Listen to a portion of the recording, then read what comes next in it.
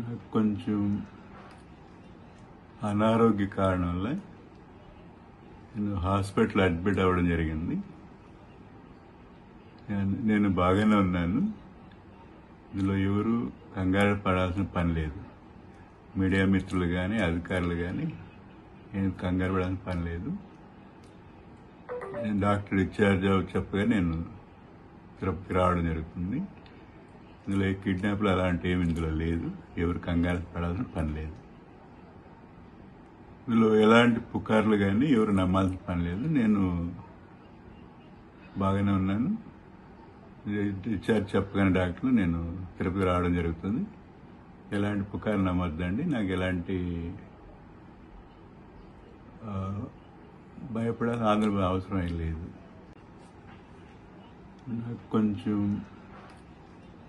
అనారోగ్య కారణం వల్ల నేను హాస్పిటల్ అడ్మిట్ అవ్వడం జరిగింది.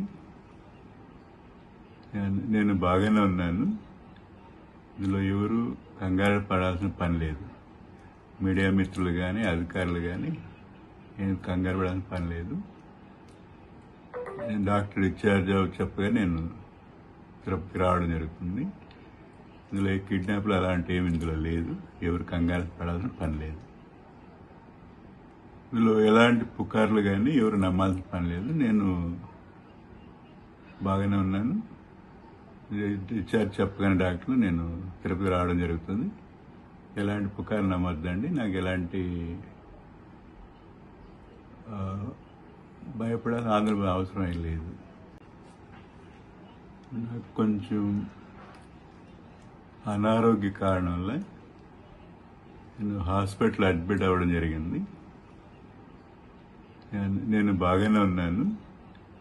ఇందులో ఎవరు కంగారు పడాల్సిన పని లేదు.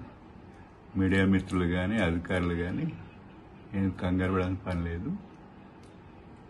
నేను డాక్టర్ డిశ్చార్జ్ చెప్పగా నేను తిరుపతికి రావడం జరుగుతుంది. ఇందులో కిడ్నాప్లు అలాంటి ఏమి ఇందులో లేదు. ఎవరు కంగారు పడాల్సిన పని లేదు.